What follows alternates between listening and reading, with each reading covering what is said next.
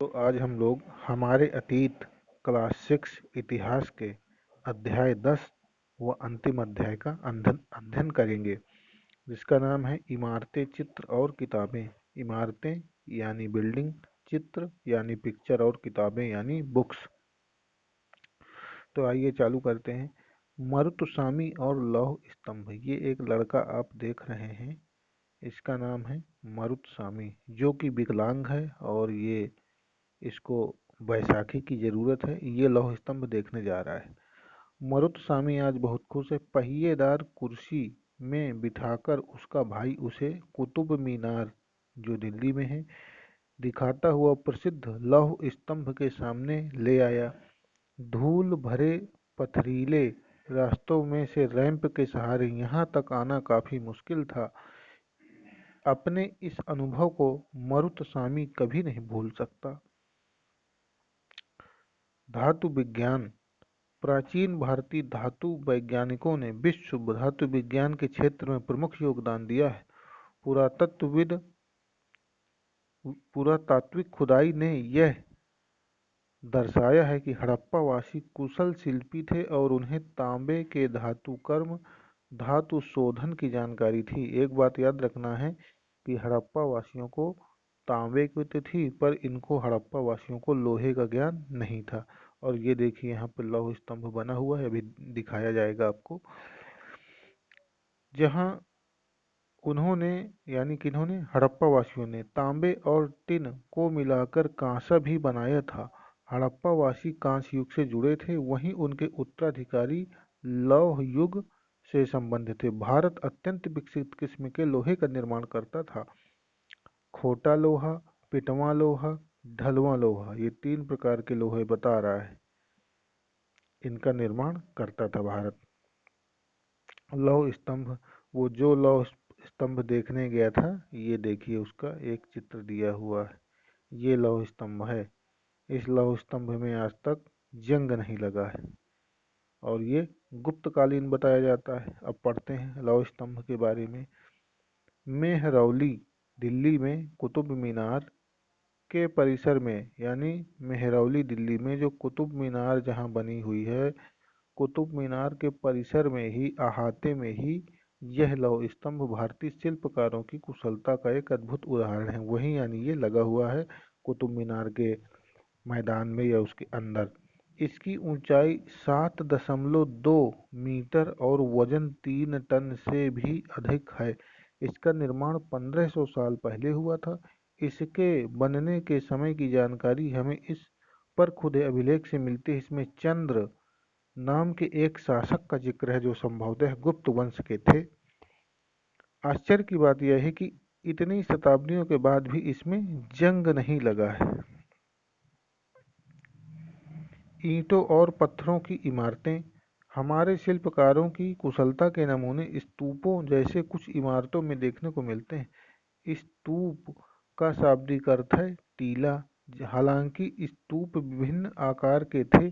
कभी गोल स्तूप हुआ करते थे, कभी लंबे तो कभी बड़े या छोटे। उन सब में एक समानता है, प्रायः सभी स्तूपों के भीतर एक छोटा सा डिब्बा रखा रहता था। इन डिब्बों में बुद्ध या उनके अनुयायियों के शरीर अवशेष जैसे दांत,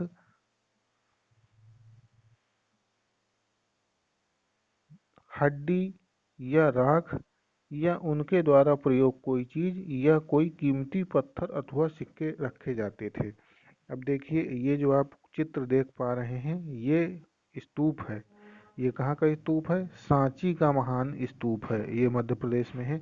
तो इसी तरह गुंबद नुमा, देखिए गुंबद नुमा दिख रहा है, इसी तरह गुंबद नुमा बनाए जाते थे। और इन स्तूपों के यहाँ कहीं पे गर्भगृह में बुद्ध के अस्थि अवशेष हों, बुद्ध की प्रयोग की जाने वाली वस्तुएं रही हों, या फिर जो बौद्ध धर्म को मानते थे और उनके शिष्य रहे हों, उनके अस्थि अवशेष या इस तरह की चीज़ें इनमें यहाँ रख दी जाती थी। ऐसे नहीं रख दी जाती थी, एक डिब्बा था ऐसा, और उस डिब्बे में इसमें मान लो बुद्ध का दांत रख दिया और ये दांत यहाँ पे रख दिया गया और उसके ऊपर स्तूप बना दिया गया। तो ऐसे ये निर्माण होते थे। आगे चलते हैं। इन्हें धातु मंजूषा कहते हैं। प्रारंभिक स्तूप धातु मंजूषा के ऊपर रखा मिट्टी का टीला होता था। बाद में टीले को ईंटों से ढक दिया जाता था और बाद के काल में उस गुंबदनुमा ढांचे को तराशते हुए पत्थरों से ढक दिया गया। प्रायः स्तूपों के चारों ओर परिक्रमा करने के लिए एक वृत्ताकार पथ बना होता था। जैसे हम लोग आज भी देखते मंदिरों में बना रहता, उसी तरह इसमें भी बना रहता था वृत्ताकार, जिसे प्रदक्षिणा पथ कहते हैं। इस रास्ते को रेलिंग से घेर दिया जाता था, जिसे वेदिका कहते हैं। वेदिका में प्रवेश द्वार बने रहते थे। रेलिंग तथा तोरण प्रायः मूर्तिकला की सुंदर कलाकृतियों से सजे होते थे। यहाँ कभी एक भव्य स्तूप हुआ करता था। कहाँ? अमरावती में। लगभग 2000 साल पहले इस स्तूप को सजाने के लिए शिलाओं पर चित्र उकेरे गए। शिलाओं यानी पत्थरों पर चित्र उकेरे गए। अमरावती स्तूप को सजाने के लिए कई बार पहाड़ियों को काटकर बनावटी गुफाएं बनाई जाती थी। इस तरह कई गुफाओं को मूर्तियों और चित्रों द्वारा सजाया जाता था। यानी ये कोई गुफा बनी और इस गुफा में गए और इसकी जो ये दीवारें हैं दोनों तरफ, तो इनमें तमाम सारे चित्र बनाते थे। इस काल में कुछ आरंभिक हिंदू मंदिरों का भी निर्माण किया गया। इन मंदिरों में विष्णु के, शिव के और दुर्गा जैसी देवी देवताओं की पूजा होती थी। मंदिरों का सबसे महत्वपूर्ण भाग गर्भगृह होता था, जहाँ मुख्य देवी या देवता की मूर्ति को रखा जाता था। इसी स्थान पर पुरोहित धार्मिक अनुष्ठान करते थे और भक्त पूजा करते थे। जब हम लोग शिव जी के मंदिर पहुँचते हैं या किसी भी मंदिर हम लोग पहुँचते हैं, तो वहाँ पंडित बैठा रहता है और वहीं से हम लोगों से दान दक्षिणा और जो मिठाई नारियल जो भी चढ़ाना है वो सब चढ़ाता है। तो वही चीज़ तो कह रहा है कि इसी स्थान पर पुरोहित, यानी यदि यहाँ पे भगवान बैठे हैं ऐसे ऐसे और यहाँ पे बगल में पंडित बैठा रहता है, तो हम इधर से गए तो ये पंडित को देंगे तो ये इनको भगवान को अर्पण करता है। तो यही चीज कह रहा है। भक्त पूजा करते थे। अक्सर गर्भगृह को एक पवित्र स्थान के रूप में दिखाने के लिए भीतर गांव जैसे मंदिरों में उसके ऊपर काफी ऊंचाई तक निर्माण किया जाता था, जिसे शिखर कहते थे। शिखर निर्माण के कठिन कार्य के लिए सावधानी से योजना बनानी पड़ती थी। अधिकतर मंदिरों में मंडप की एक जगह होती थी। यह एक सभागार होता था जहां लोग इकट्ठा होते थे। अब ये देखिए क्या लिखा है। बाएं ऊपर उत्तर प्रदेश के भीतर गांव का एक आरंभिक मंदिर। ये ये जो मंदिर ये वाला दिखाया गया है, ये भीतर गांव का आरंभिक मंदिर है। और ये इधर दिखाया गया है, ये क्या है? दाहिने ऊपर महाबलीपुरम के आकस्मिक मंदिर। और ये जो मंदिर हैं ये महाबलीपुरम के आकस्मिक मंदिर हैं, यानी एक पत्थर को ही काट के बनाए गए हैं, अलग अलग पत्थर इसमें नहीं जुड़े हैं, तो इसलिए आकस्मिक मंदिर कह रहा है। इनमें से प्रत्येक मंदिर एक ही विशाल पहाड़ी को तराश कर बनाए गए हैं। हाँ देखिए लिखा भी है, इसलिए इन्हें एकाश्म कहा गया है। ईंटों से बनाए जाने वाले मंदिरों से यह बिल्कुल भिन्न होते थे। ईंट से बनी इमारतों में नीचे से ईंटों की एक एक तह जोड़ते हुए उसे ऊपर की ओर ले जाते हैं। जैसे आज भी हम लोग मकान बनाते हैं तो एक ईंटा फिर मसाला रखा, फिर ईंटा फिर मसाला रखा, ये। जबकि चट्टान तराश कर बनाए जाने वाले मंदिरों को पत्थर काटने वाले ऊपर से नीचे के क्रम में बनाते चले जाते हैं। इन मंदिरों को बनाते समय पत्थर काटने वाले को किन किन समस्याओं का सामना करना पड़ता होगा, इसकी सूची बनाओ। अब ये एक मंदिर दिखाया गया है। यह है एहोल का दुर्गा मंदिर। यह लगभग 1400 साल पहले बनाया गया था। ये जो है दुर्गा मंदिर है और ये एहोल में बना हुआ है और इसके गर्भगृह में दुर्गा बैठी हुई हैं। आगे चलते हैं। स्तूप तथा मंदिर किस तरह बनाए जाते थे? स्तूप तथा मंदिर को बनाने की प्रक्रिया में कई अवस्थाएं आती हैं। इसके लिए काफी धन खर्च होता था, इसलिए आमतौर पर राजा या रानी ही इन्हें बनवाने का निश्चय करते थे। पहला काम था अच्छे किस्म के पत्थर ढूंढना और उन शिलाखंडों को खोद कर निकालना होता था। फिर मंदिर या स्तूप के लिए सोच विचार कर तय किए गए स्थान पर शिलाखंडों को पहुंचाना होता था। और उस समय चार पहिया ट्रक ये सब तो चलते नहीं थे कि तुरंत पहुंच जाए। केवल ये मान लीजिए रथ थे और या फिर बैलगाड़ी थी, तो बैलों के अंदर कितनी ताकत, कितने शिला ले जाएंगे। रेलगाड़ियों में तो आप चाहे जितना सामान लाद दो कोई दिक्कत नहीं, तो ये समस्याएं आती थी। बीच में नदियाँ पड़ी करती थी और नदियों में ऐसे पुल नहीं बने होते थे जैसे आजकल आप लोग देख रहे हैं, और उस समय पूरी रोडें भी कच्ची ही हुआ करती थी, ऐसी रोडें थोड़ी सी डामरीकृत। तो उन्हें बहुत समस्या आती थी एक जगह से दूसरे स्थान तक बड़े बड़े और पत्थर ले जाने में जो वजनदार हुआ करते थे। तो यहाँ पत्थरों को काट छांट कर तराशने के बाद खंभे, दीवार और चौखटों, फर्शों या छतों का आकार दिया जाता था। इन सब के तैयार हो जाने पर सही जगहों पर उन्हें लगाना काफी मुश्किल का काम था। इनकी कटाई कर ली, अब इनको बाद इनको देखिए सही जगह पे लगाना बहुत कठिन है। अब नीचे ये जमीन है, अब इस जमीन से ऊपर तक पहुंचाना है। जेबीसी और लिफ्टर जैसी मशीनें आजकल हम लोग जो देखते हैं वैसी उस समय नहीं चलती थी, तो कितना मुश्किल रहा होगा, कौन सी विधि लगाते रहे होंगे ये लोग ऐसे ऊपर पहुंचाने के लिए। इस तरह के शानदार ढांचों का निर्माण करने वाले शिल्पकारों का सारा खर्च संभवतः राजा रानी ही देते थे। इसके अतिरिक्त इन स्तूपों या मंदिरों में आने वाले भक्त जो उपहार अपने साथ लाते थे, उनमें इमारत की सजावट की जाती थी। जैसे हाथी दांत का काम करने वाले श्रमिक के संघ ने सांची के एक अलंकृत प्रवेश द्वार तोरण को बनाने का खर्च दिया था। ठीक है। इनकी सजावट के लिए पैसे देने वालों में व्यापारी, कृषक, माला बनाने वाले, इत्र बनाने वाले, लोहार, सुनार तथा ऐसे कई स्त्री पुरुष शामिल थे। जैसे आज भी हम लोग कोई मंदिर बनाते हैं तो तमाम सारे लोग जो है दान देते हैं। तो जैसे राम मंदिर अभी कुछ दिन पहले बना है, तो राम मंदिर में हर धर्म के लोगों ने और हर संप्रदाय के लोगों ने अपनी इच्छा अनुसार स्वेच्छा से दान दिया है। उसी तरह इस समय भी दिया करते थे उद्योगपति और व्यापारी वर्ग के लोग जो देने लायक होते थे। आगे चलते हैं। तथा दीवारों पर खुदे, इसलिए जब तुम स्थानों को देखने जाओ तो याद रखना कि कितने सारे लोगों ने इन्हें बनाने और सजाने में अपना योगदान दिया है। चित्रकला मानचित्र, साथ में अजंता को ढूंढो। यह वह जगह है जहाँ के पहाड़ों में, ये अजंता का चित्र है, ठीक है, पहाड़ों में सैकड़ों सालों के दौरान कई गुफाएं खोदी गईं। इनमें से ज़्यादातर बौद्ध भिक्षुओं के लिए बनाए गए विहार थे। ये अजंता की गुफा है और इसमें ये जो चित्र बना है ये बुद्ध का बना हुआ है। इनमें से कुछ को चित्रों द्वारा सजाया गया है। कुछ गुफाएं ऐसी हैं जिनको कि चित्रों द्वारा सजाया गया है। यहाँ इनके कुछ उदाहरण दिए गए हैं। गुफाओं के अंदर अंधेरा होने की वजह से अधिकांश चित्र मसालों की रोशनी में बनाए गए थे। इन चित्रों के रंग 1500 साल बाद भी चमकदार हैं। तो मसालों की रोशनी में ही बनाए जाएंगे। उस समय लाइट तो थी नहीं कि बल्ब लेके चले जाएं, बोर्ड लगा के तार खींच दे और बना ले। और मसालें कैसे होती थी, ऐसी मसाले होती थी, ऐसी ऐसी ऐसी, और इनमें आग लगा दी जाती थी तो ये जलती रहती थी हमेशा। तो आगे चलते हैं। ये रंग पौधों तथा खनिजों से लिए जाते थे, यानी ये जो चित्र बने हैं और इनमें जो रंग प्रयुक्त हुए हैं ये किससे, पौधों से। हरा रंग ले लो, पीला रंग ले लो, जो भी रंग है सब पौधों से मिलेगा और खनिजों से बनाए गए थे। इन महान कृतियों को बनाने वाले कलाकार अज्ञात है और इन चित्रों को किसने बनाया है हमको नहीं पता है, क्योंकि उनका नाम नहीं मिलता है। आगे चलते हैं। पुस्तकों की दुनिया, द वर्ल्ड ऑफ बुक्स। इस युग में कई प्रसिद्ध महाकाव्यों की रचना हुई। इन उन उत्कृष्ट रचनाओं में स्त्री पुरुषों की वीर गाथाएं तथा देवताओं से जुड़ी कथाएं हैं।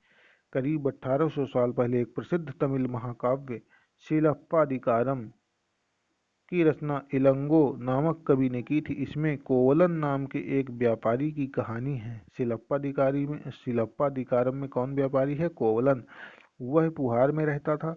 अपनी पत्नी कन्नगी की उपेक्षा कर वह एक नर्तकी माधवी से प्रेम करने लगा। तो शिलप्पादिकारम का हीरो कौन है, कोवलन है। और कोवलन की शादी हो गई है। कोवलन की पत्नी का नाम है कन्नगी। तो कोवलन की पत्नी का नाम है कन्नगी और कन्नगी उसकी पत्नी होने के बावजूद भी वह एक नर्तकी से जिसका नाम है माधवी से प्यार करने लगा। यानी अपनी पत्नी को छोड़ के दूसरी औरत से प्यार कर रहा है। बाद में वह और कन्नगी पुहार छोड़कर मदुरै चले गए। वहां पांड्य राजा के दरबारी जौहरी ने कोवलन पर चोरी का झूठा आरोप लगाया, जिस पर राजा ने उसे प्राणदंड दे दिया। कन्नगी, जो अभी भी उससे प्रेम करती थी, इस अन्याय के कारण दुख और रोष से भर गई। उसने मदुरै शहर का विनाश कर डाला। देखते हैं नीचे क्या कहानी दी गई है। सिलप्पादिकारम से लिया गया एक वर्णन, यानी उस किताब से एक अंश है। यहाँ कवि ने कन्नगी के दुख का इस तरह वर्णन किया है। ओ मेरा दुख तो देखो, तुम मुझे सांत्वना तक नहीं दे सकते। क्या यह सही है कि विशुद्ध सोने से भी सुंदर तुम्हारा शरीर बिना धुला धूल से सना यूं ही पड़ा है? यह कहाँ का न्याय है कि गोधूली की इस स्वर्णिम आभा में फूल माला से ढके सुंदर वक्षस्थल वाले तुम जमीन पर गिरे पड़े हो। मैं अकेली असहाय और हताश होकर खड़ी हूँ। क्या ईश्वर नहीं है? क्या इस देश में ईश्वर नहीं है? क्या उस स्थान पर ईश्वर रह सकते हैं जहाँ के राजा की तलवार निर्दोष नवागंतुक के प्राण ले लेती है? क्या ईश्वर नहीं है? नहीं है। ये उस पुस्तक का अंश है सिलप्पादिकारम का, जिसको इलंगो आदिगल ने लिखा है। एक और तमिल महाकाव्य मणि मेखलय करीब 1400 साल पहले सत्यनार ने लिखा था। तो मणि मेखलय की रचना करने वाला कौन है? शीतलय सत्यनार।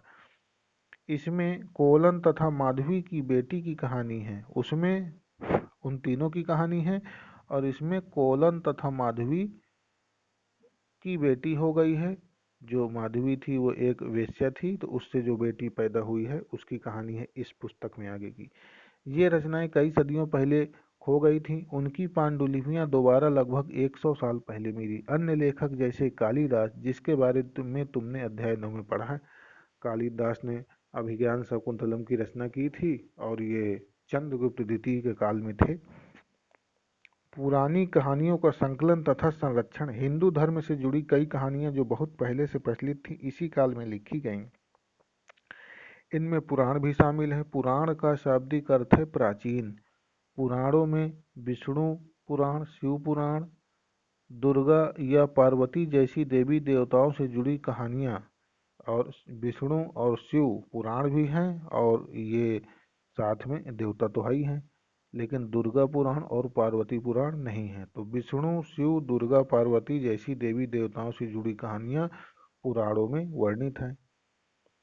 यहाँ उनकी सबसे प्रसिद्ध वर्णित है। इन देवी देवताओं की पूजा की विधियां दी गई हैं। इसके अतिरिक्त इसमें संसार की सृष्टि तथा राजाओं के बारे में भी जानकारी मिलती है। किसमें? पुराणों में। अधिकतर पुराण सरल संस्कृत श्लोक में लिखे गए हैं, जिससे सब उन्हें सुन और समझ सके। पुराणों का पाठ पुजारी मंदिरों में किया करते थे, जिन्हें लोग सुनने आते थे। दो संस्कृत महाकाव्य महाभारत और रामायण लंबे अरसे से लोकप्रिय रहे। तुममें से भी कुछ बच्चे इन कहानियों से परिचित होंगे। महाभारत कौरवों और पांडवों के बीच युद्ध की कहानी है। इस युद्ध का उद्देश्य पुरु वंश की राजधानी हस्तिनापुर की गद्दी प्राप्त करना था। यानी पुरु वंश जो है राजधानी हस्तिनापुर की गद्दी प्राप्त करना चाहता था। यह कहानी बहुत ही पुरानी है, पर आज इसे हम जिस रूप में जानते हैं वह करीब 1500 साल पहले लिखी गई थी।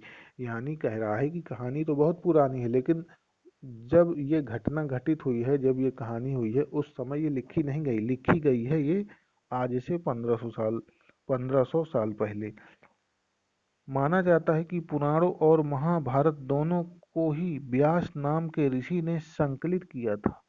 महाभारत में भगवत गीता भी है, जिसमें भगवान कृष्ण अर्जुन को उपदेश दे रहे हैं। रामायण की कथा कौशल के राजकुमार राम के बारे में है। उनके पिता ने उन्हें वनवास दे दिया था। वन में उनकी पत्नी सीता का लंका के राजा रावण ने अपहरण कर लिया था।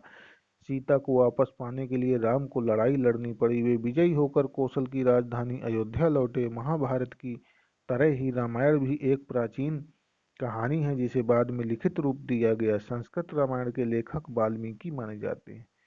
जो रामायण संस्कृत में लिखी है वो वाल्मीकि की है, और रामचरितमानस नाम से जो लिखी गई है वो तुलसीदास ने लिखी है।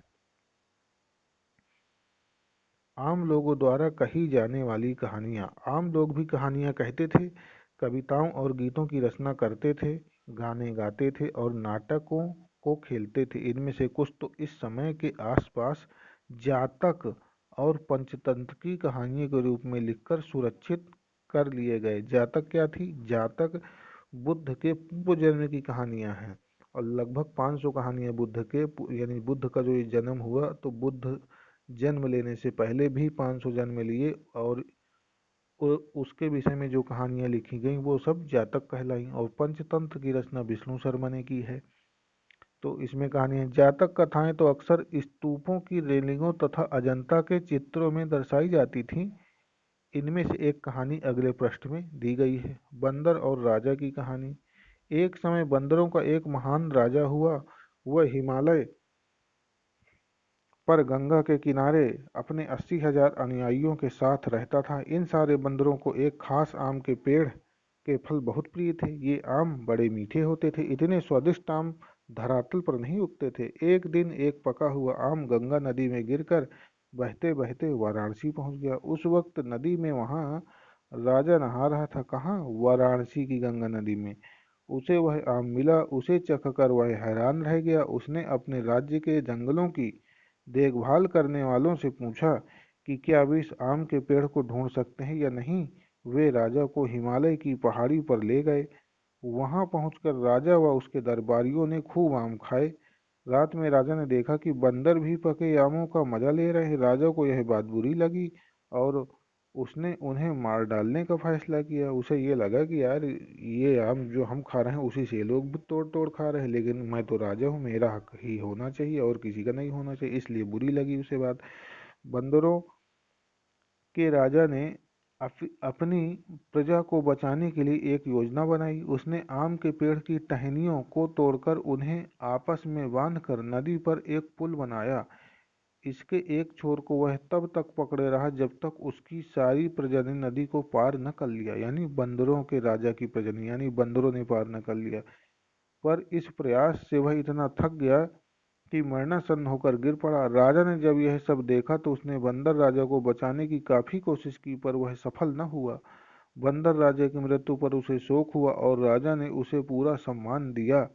मध्य भारत में भरौत के एक स्तूप में मिले एक पत्थर पर उकेरे गए चित्र में इसे दिखाया गया है।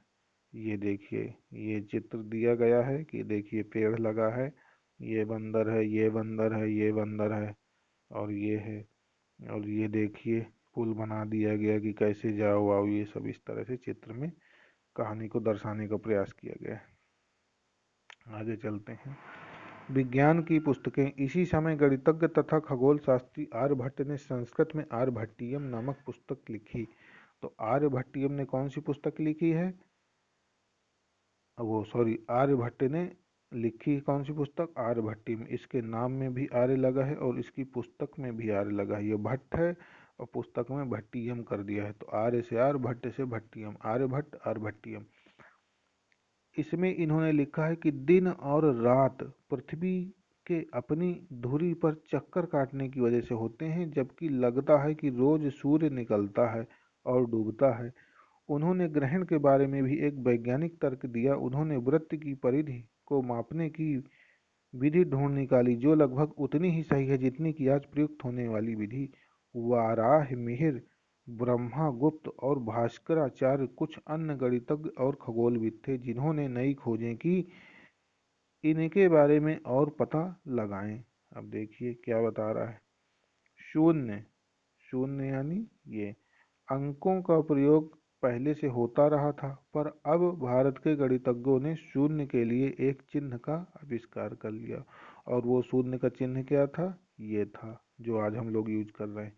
गिनती की यह पद्धति अरबों द्वारा अपनाई गई और तब यूरोप में भी फैल गई। आज भी यह पूरी दुनिया में प्रयोग की जाती है। रोम के निवासी शून्य का प्रयोग किए बगैर गिनती करते थे। उसके बारे में और भी जानकारी हासिल करने की कोशिश करो। ठीक है। आयुर्वेद। आयुर्वेद चिकित्सा विज्ञान की एक विख्यात पद्धति है जो प्राचीन भारत में विकसित हुई। प्राचीन भारत में आयुर्वेद के दो प्रसिद्ध चिकित्सक थे, एक चरक थे और दूसरे सुश्रुत थे। चरक द्वारा रचित चरक संहिता, इसका नाम ही चरक है और इसकी पुस्तक भी चरक है और संहिता आगे लगा दिया तो चरक संहिता औषधि शास्त्र की एक उल्लेखनीय पुस्तक है। अपनी रचना सुश्रुत संहिता में सुश्रुत ने शल्य चिकित्सा की विधियों का वर्णन किया है, तो इसका नाम है सुश्रुत। और इसकी पुस्तक में भी सुश्रुत लगा है, सुश्रुत और सुश्रुत संहिता, बस इतना लग गया है। और शल्य चिकित्सा यानी कि जो हम लोग सर्जरी करते हैं तो सर्जरी को ही शल्य कहते हैं। इसका वर्णन किसमें है? सुश्रुत संहिता में। तो यहाँ से ये चैप्टर खत्म होता है और इसी के साथ ही क्लास 6 हमारे अतीत इतिहास के चैप्टर ये पूरे समाप्त हुए। और इसके बाद इसकी प्रश्नोत्तरी होगी और अगली जो क्लास प्रश्नोत्तरी के बाद लगेगी वो लगेगी क्लास 7 की इतिहास की। तो यदि वीडियो आप लोगों के लिए उपयोगी सिद्ध हुआ हो तो कृपया कर इसे लाइक करें, शेयर करें और सब्सक्राइब जरूर कर लें ताकि ऐसी वीडियो आपको हमेशा मिलती रहे। और उन लोगों तक पहुंचाने का प्रयास करें जो लोगों को इसकी ज़रूरत है। ओके।